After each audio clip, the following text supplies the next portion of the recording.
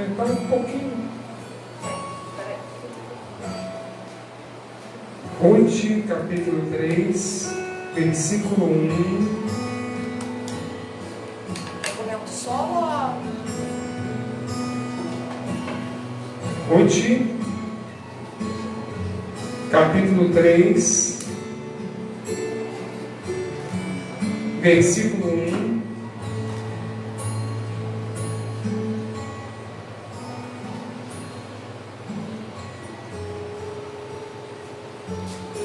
E nos diz assim a palavra do Senhor. Melhor, obrigado.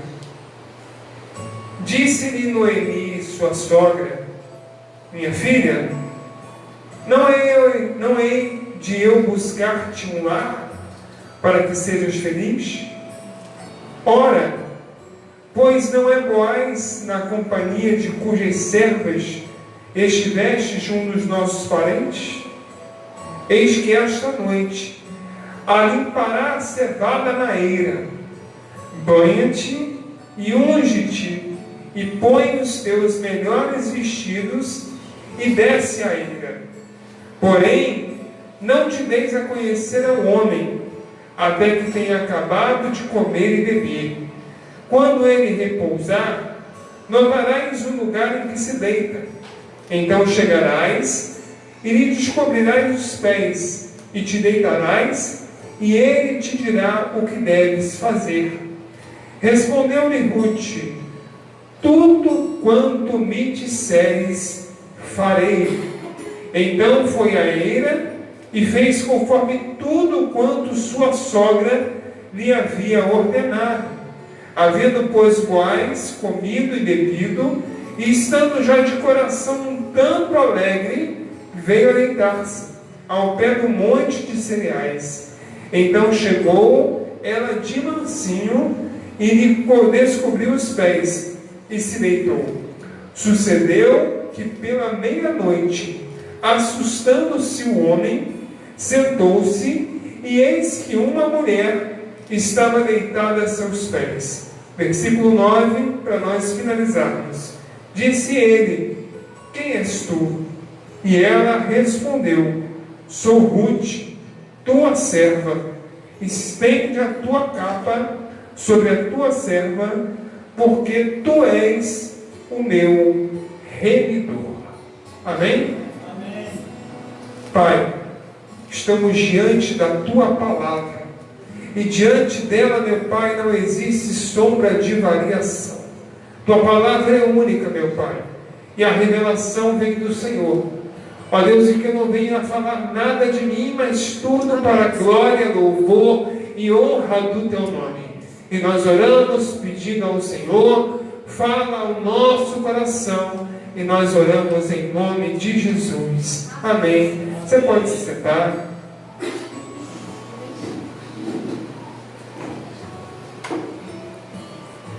O vídeo ficou bacana, né, gente? Obra da pastora Juliana. O que eu poderia falar nessa noite para a nossa meditação tem muito a ver com essa mulher, com essa moça. Ruth, para quem não sabe, o livro de Ruth, ele foi transcrito aproximadamente 200 anos após que os fatos aconteceram. Existem duas vertentes de estudos, porque o autor é anônimo. Alguns dizem que foi Davi e outros dizem que foi Samuel. Mas independente do autor, o livro ele é muito rico em tipologia, porque está passando por um tempo de crise, um tempo de problemas, um tempo de dificuldade, porque acabou de acontecer o tempo de Juízes, e agora o 8º livro da Bíblia, do Antigo Testamento, vem com o livro dessa mulher. E eu acho Deus um Deus muito criativo, porque ele escolhe uma mulher chamada Noemi e o seu marido Elimeleque, e eles têm 2 filhos, Malom e Quilom. Interessante que o nome Noemi significa amável, Elimelec significa meu Deus é meu rei, o nome Malom significa doença e o nome Quilom significa sofrimento. O filho mais velho, Malom, ele casa com uma mulher chamada Ruth, e o filho Quilom se casa com uma mulher chamada Orfa. Essas duas também têm um significado, porque Ruth significa amiga e Orfa significa problemática, carne de pescoço, pessoa difícil de lidar. Eu não vou falar com o nome, porque o nome eu achei um pouco pesado, mas pelo que eu te passei, já dá para você ter uma ideia. Interessante que nesse ínterim, Israel está passando por um tempo de crise financeira, ou seja, o alimento acabou. Noemi e Elimelec moravam em Belém, eram da tribo de Judá, e o que acontece é o seguinte: eles vendem todas as suas posses, menos a sua casa, e partem para a terra de Moabe, a terra dos Moabitas. E se você não sabe, a terra dos Moabitas era uma terra amaldiçoada por Deus, uma terra que Deus não gostava, uma terra que eu posso dizer com clareza que Deus odiava a terra de Moabe, porque a terra de Moabe ela foi constituída debaixo de um pecado, aonde um homem se deitou com as suas filhas e as suas filhas conceberam filhos de seu pai, ou seja, houve incesto, houve um problema, houve um pecado que gerou aquele povo, e justamente nesse lugar, na terra de Moabe, sendo Ruth e Orfa moabitas, elas se dão em casamento com homens da terra de Israel, que eram da tribo de Judá.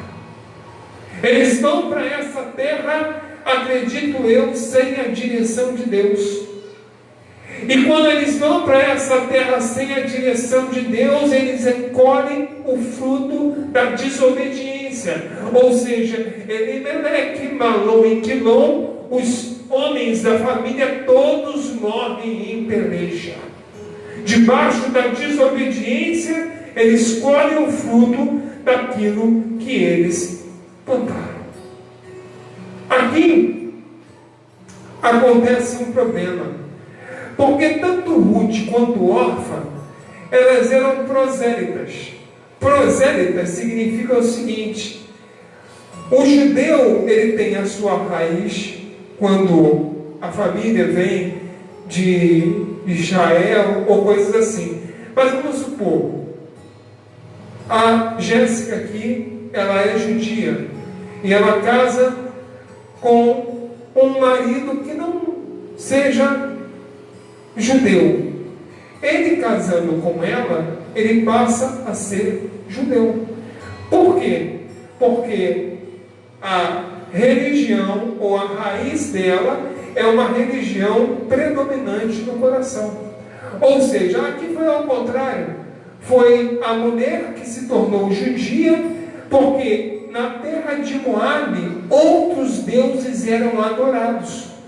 Ou seja, agora que o Lorengue casou com a Jéssica tem que cumprir o ritual que o Lorengue escolheu para ele servir ao Deus de Israel. E ponto final. Ou seja, os deuses dos Moabitas foram colocados de lado, tanto por Orfa quanto por Ruth, e elas começaram a servir ao Deus de Israel. São judias, mas são judias prosélitas, que não são de raiz, mas são adquiridas após o seu casamento. Sendo que agora Orfa e Ruth estão viúvas, perderam Malom e Quilom. Seus maridos morreram com o pai em peleja, em guerra. O que acontece agora é que Noemi fala para ela o seguinte: olha, eu tenho um problema. O problema é que eu não posso mais ter filhos e não posso dar mais filhos para vocês casarem, porque eu sou velha, né? Eu tenho uma casa em Belém e eu pretendo voltar para lá. E ela tenta despedir as suas noras, Orfa e Ruth, e Orfa, na primeira condição que ela tem, ela olha, pernas para quem te quer. Vou arrumar um marido aqui em Moabe, vamos casar e vou ser feliz, porque a conversão dela não foi uma conversão genuína. Porém, Ruth fala assim, não, eu não vou ficar. E ela diz, olha, eu vou para onde você for. E ela relata aqui, e essa frase é fantástica. Ela diz, olha, o teu povo é o meu povo. Ruth dizendo para Noemi, Noemi, o teu povo é o meu povo. E o teu Deus é o meu Deus. Ela não diz, olha, o teu povo será o meu povo, porque ela não está em Belém, ela está em Moabe. Ela diz, olha, o teu povo já considero ser o meu povo, porque a minha conversão foi genuína, porque aquilo que eu compactuei com o meu marido foi excelente, e eu não abro mão de servir a esse Deus, e por isso eu digo, o seu Deus, ele é o meu Deus. E nada pode contrariar aquilo que eu quero. Eu vou com você. E ela fala, tudo bem, quer ir comigo, vamos embora. Não tem problema, tem uma casa lá, estou eu sozinha, você me faz companhia e a gente mora junto. Muito bem. Noemi foi embora, pegou o seu trajeto, pegou o seu caminho. E quando eles chegam em Belém, Ruth procura um lugar para que ela pudesse fazer a colheita. Porque, para quem não sabe, em Moabe, ela também fazia a colheita. Ou seja, quando ela colhia espigas, aquelas que caíam no chão, ela podia colher, porque era o resto, era aquilo que Deus não aprovava. Então as mulheres iam para o campo e colhiam as espigas que estavam no chão, não podiam pegar do pé, era algo contrário àquilo que eles consideravam em relação às mulheres fazer. Quando elas chegam em Belém, é o contrário, elas têm direito diante de um campo de um homem belemita chamado Boaz. Só que nisso tudo Noemi não tem conhecimento. Ela está vendo a nora dela todo dia ir para o campo e volta com a sua colheita, volta com o seu trigo, volta com aquilo que ela tinha colhido no dia. Só que um dia em especial, ela chega com aproximadamente 45 litros de uma efa, ou seja, ela tinha provisão para um mês. E a sogra falou assim, que negócio doido é esse? Em outras palavras, como é que você conseguiu isso? Provisão para um mês em um dia apenas? Ela disse, eu conheci um campo de um camarada aí, que o campo dele é bom e tem muita coisa para colher. Qual é o nome desse homem? Boaz.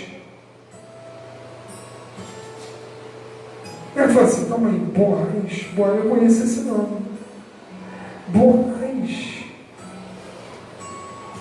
Boaz, se eu não me engano, o nome dele significa força.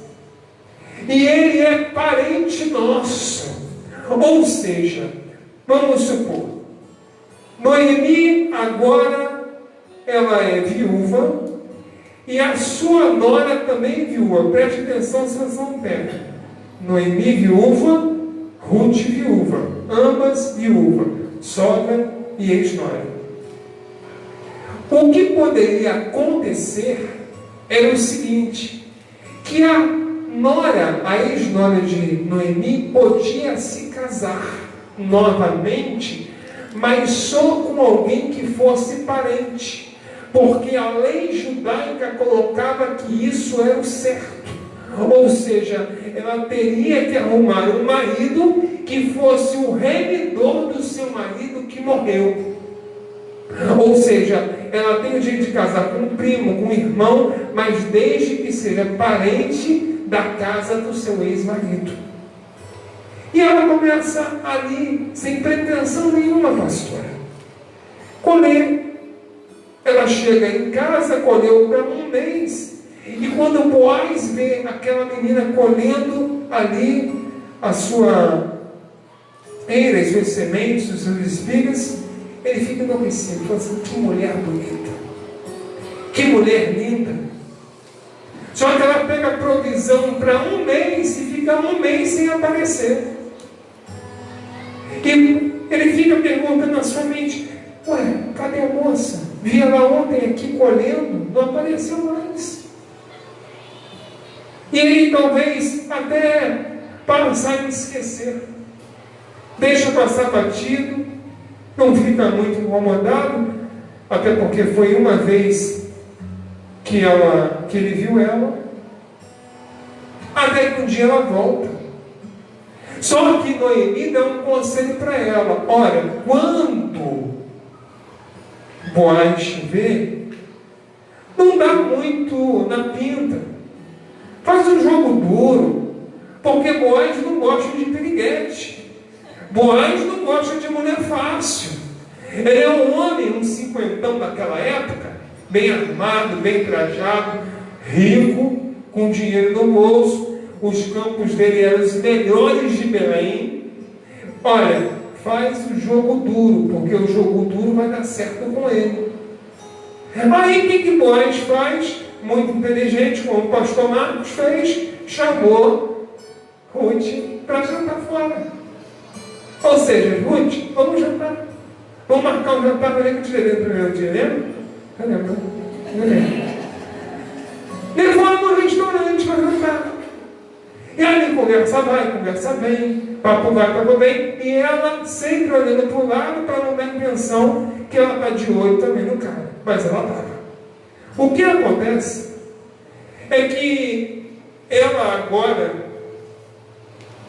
tem um interesse nele. E diz que o texto que Noemi fala assim: olha, faz o seguinte, prepara a tua melhor roupa, toma o seu banho com óleos, com essência, fica cheirosa, perfumada, e faz o seguinte: hoje é dia de colheita. Quando ele colher, ele vai comer, vai beber e vai dormir. E quando ele estiver dormindo, eu vou te contar um segredo. Pega a coberta, que ele vai estar coberto, e tira do pé. Tira do pé a coberta, porque aí mora o segredo. Porque você nunca vai ver um judeu com o pé descalço. Você nunca vai ver um judeu com os pés de fora. Eu via lá, quando eu andava de metrô lá na América, lá tem muito judeu, as menininhas tudo com meinha, com sapato, sem aparecer os pés. Assim também os homens sempre calçados, sem aparecer os pés. Eu quando ia muitas vezes lá à praia, eu via lá os judeus, né, uma roupinha típica deles lá nos Estados Unidos, né, mas os pés sempre tapados, nunca botavam os pés à mostra. E é justamente isso que Noemi fala: Ruth, faz o seguinte, você vai lá, espera ele dormir e tira o cobertor dos pés dele e fica olhando, fica vigiando, que você vai ver o que vai acontecer. Ela não contesta a sogra e aceita o conselho. O que acontece nesse momento é que Boaz acorda. Quando ele acorda, ele leva um susto. Fala assim: meus pés estão descobertos. Eu não posso ficar descoberto. Quando ele olha para o lado, quem está lá?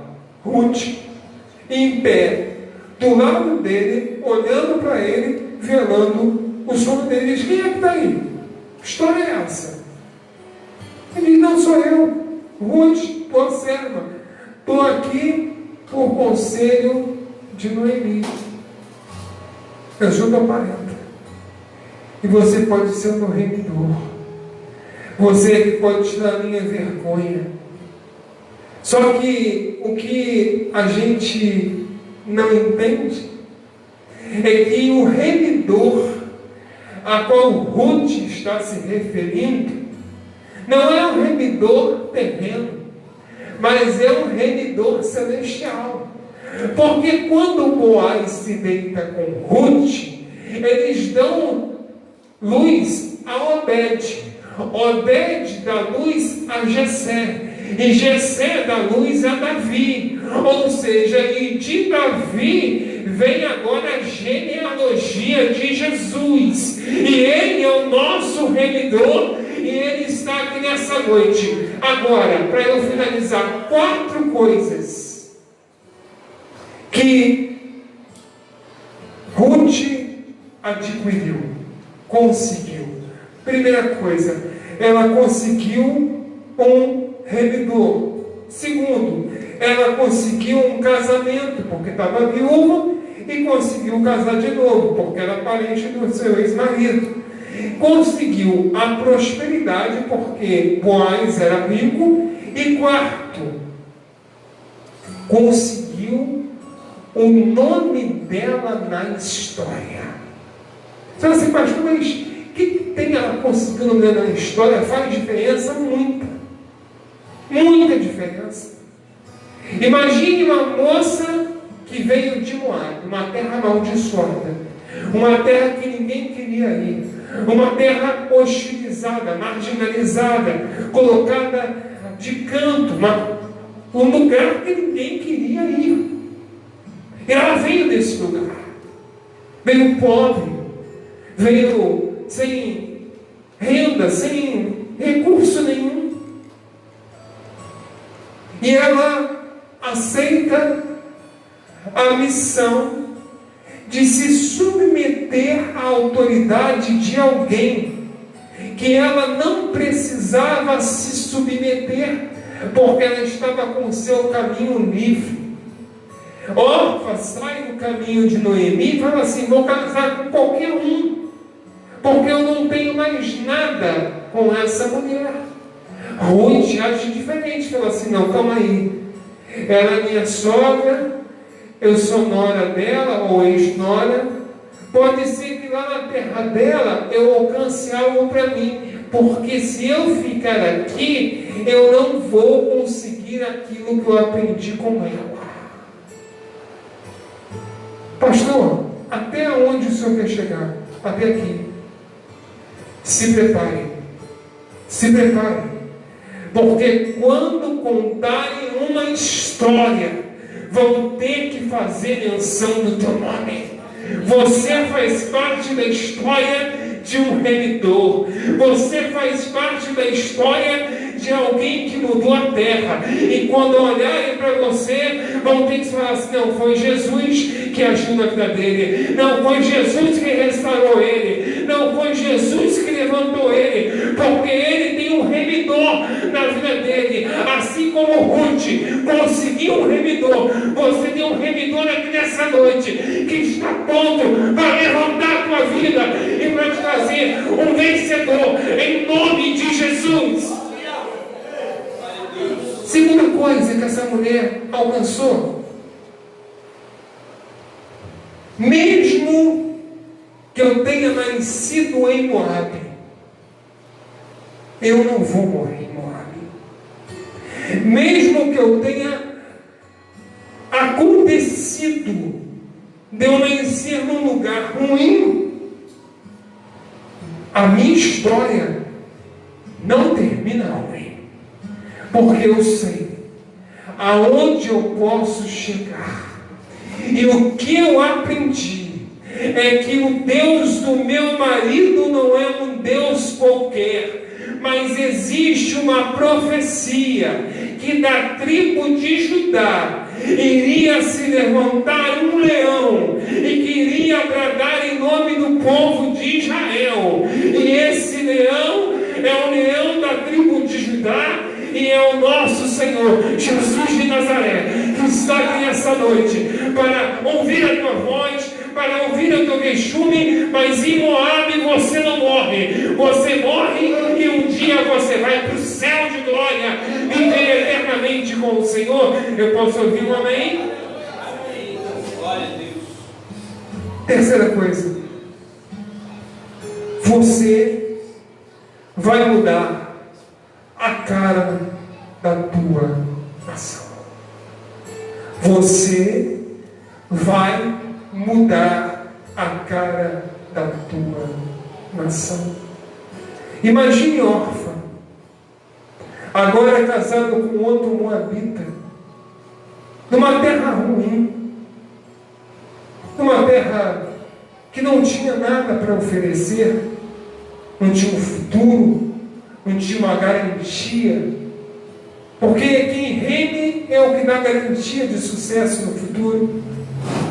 Mas agora a Ruth está falando assim: calma aí,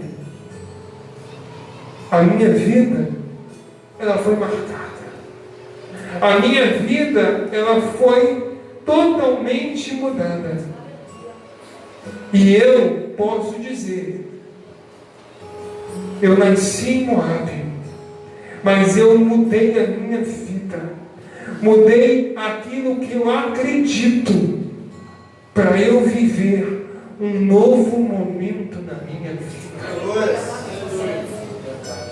E é isso que nós estamos fazendo aqui às quartas-feiras, mudando atitudes para alcançarmos novas atitudes, atitudes maiores, porque as nossas atitudes mudaram. O que ela fez foi o seguinte: ela poderia ter ficado, ela falou assim: não, a minha atitude vai ser diferente, não vai ser igual, e eu mudando a minha atitude, eu vou alcançar novas atitudes. Então você não ouviu, eu vou repetir para você ouvir de novo. Eu mudei as minhas atitudes e com certeza eu vou alcançar novas altitudes. Ah, você ouviu agora, graças a Deus. E para eu finalizar, e aqui eu desvio até o tablet. E aqui mora uma palavra profética para a tua vida. São 8 anos. 8 anos de Igreja Cristã Boas Novas aqui no bairro da Glória. São 8 anos de momentos felizes, momentos alegres, mas também tem a outra parte, momentos tristes, momentos que a gente não gostaria de ter passado. Pessoas que faleceram, pessoas que nos deixaram, pessoas que não estão mais aqui em nosso meio, e isso nos trouxe também momentos de crise, momentos de dificuldade, momentos de entristecimento, momentos de perda. Mas uma coisa eu aprendi. Aprendi porque eu acredito que o que nós fazemos não é para o homem. O que nós fazemos é para Deus. E Deus nunca vai nos decepcionar. A pessoa, ela vai para o mundo, e lá fora pode ser que ela cheire cocaína, fume maconha, se prostitua, se drogue, faça qualquer coisa. Só que é engraçado que a pessoa nunca fica decepcionada com o mundo. Agora, uma falha nossa, porque nós somos humanos, eu sou humano, graças a Deus, a pessoa fica assim: ah, o pastor me malurou, o pastor me decepcionou. Mas eu sou falho, eu não sou perfeito. Por isso eu estou na terra ainda. O dia que eu for perfeito, eu vou morar com Deus. Mas, diante disso tudo, se um dia eu magoei você, se um dia eu destratei você, sem às vezes eu perceber, eu estou aqui de coração aberto, pedindo perdão para você. Me perdoe, porque realmente eu não sou perfeito. Eu não sou o cara, eu sou um pastor que serve a Deus. E a única diferença que faz de mim para você é que debaixo das pedradas, debaixo das calúnias e mentiras, nós não ficamos prostrados, porque nós sabemos quem nos levantou, sabemos quem nos trouxe para esse lugar e sabemos o que vai acontecer aqui, porque Deus tem uma promessa sobre a tua vida, sobre a tua família, sobre a tua história, sobre os teus negócios. Ou seja, o que eu estou querendo dizer para você é que assim como Ruth experimentou uma coisa boa na sua vida, é o que eu quero dizer para você: em Moabe você não morre, em tristeza você não morre, em lugar de fracasso você não morre, porque Deus tem prosperidade para você, Deus tem um novo tempo para a tua história, e Deus vai levantar sobre você uma unção poderosa que vai fazer a diferença para você aqui neste lugar. Amém? 9 horas em ponto, graças a Deus, o horário que a gente tinha programado para fazer essa mensagem nessa noite. A mensagem, ela tem um sentido, ela tem um direcionamento. Toda mensagem, toda palavra lançada neste lugar, ela tem um propósito de mudar condições e realidades. Quando nós fazemos aqui lembrança da língua portuguesa, nós sabemos que uma sentença ela é determinada por um verbo, certo? Ou seja, o verbo determina a ação que nós vamos tomar diante de uma realidade que está sendo colocada. Mas o que eu estou dizendo para você é que debaixo daquilo que você propõe nessa noite existe um verbo. E no livro de João, capítulo 1, versículo 1, me diz o seguinte, que no princípio era o verbo, e o verbo se fez carne, e o verbo era Deus, e o verbo estava com Deus. E o verbo está aqui nessa noite para gerar atitudes maiores na tua vida, e você decide isso aqui nessa noite. Aleluia, Pai. Aleluia. Aleluia, Pai. Tu és poderoso, Senhor. Você fala assim: pastor, eu ouvi a palavra, eu entendi o que o Senhor disse, mas nesse momento, no dia de hoje, eu não estou conseguindo viver isso que o Senhor falou. Mas eu quero viver isso. Eu quero dias melhores, eu quero um tempo de prosperidade, eu quero um tempo de mudança. E só quem pode fazer isso por você não sou eu nem a pastora. Só quem pode fazer isso por você é Deus. E eu entendo que o Deus que eu sirvo, que é o Deus que você serve, ele se manifesta no altar. Assim como Ana foi ao altar e pediu a Deus para que ela gerasse um filho, e ali o milagre dela começou a ser gerado, eu convido você nessa noite, fala assim: pastor, eu quero mudar, eu quero crescer, eu quero prosperidade na minha vida, eu quero meu nome na história, eu quero fazer história neste lugar. Eu convido você até o altar nessa noite e eu quero orar com você, apenas isso, orar com você, porque eu creio naquilo que Deus pode fazer.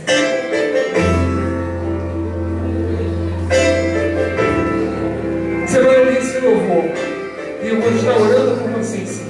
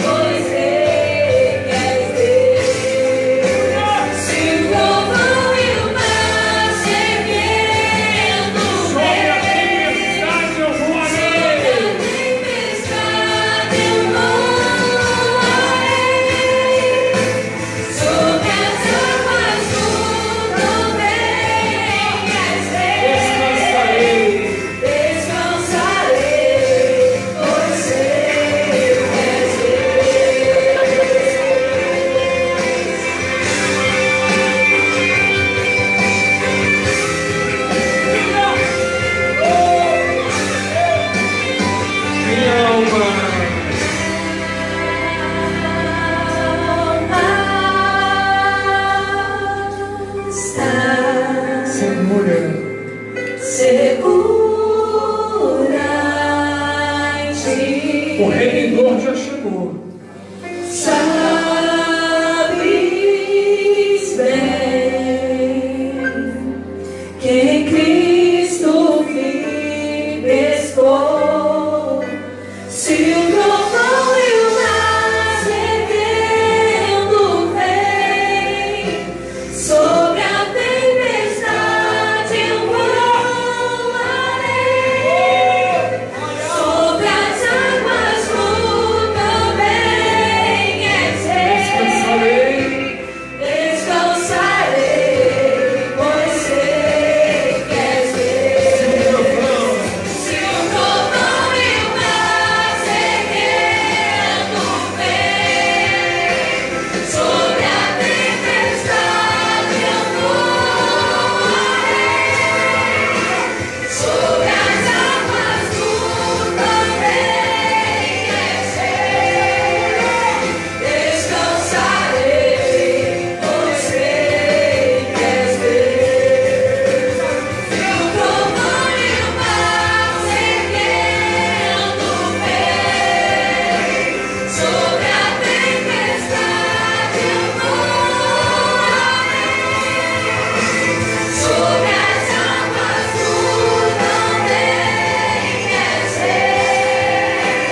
Descansarei, pois sei que és Deus. Descansarei, pois sei que és Que uma nuvem de glória repouse sobre a tua vida nessa noite. Que não falte coluna de fogo à noite. Que não falte nuvem pela manhã. Que o vento sempre bata nas tuas costas como brisa suave. Que o Senhor venha te levantar das terras ruins e venha te colocar em coisas tremendas e maravilhosas para a tua vida. Eu ministro uma unção de prosperidade aqui nessa noite. Eu libero uma palavra de bênção, porque toda palavra que é liberada no lugar profético vira sentença, vira realidade. Deus muda o quadro, reverte situações e nos leva além nessa noite, meu Pai. Nós estamos no altar, nós não estamos, meu Pai, em um lugar qualquer, mas nós estamos na Tua presença nessa noite. Ó Deus, se levanta do Teu trono e manda sobre nós uma chuva de refrigério, meu Pai. Independente se o mundo está em tempestade, em crise, além das nuvens, meu Pai, não existe, e o sol da justiça não deixou de brilhar. E eu creio, meu Pai, num resplendor, num nascer de um novo dia sobre a vida do Teu povo. Não só hoje, não só hoje, mas todos os dias da vida deles, e eu abençoo eles em nome de Jesus. Aplauda o Senhor.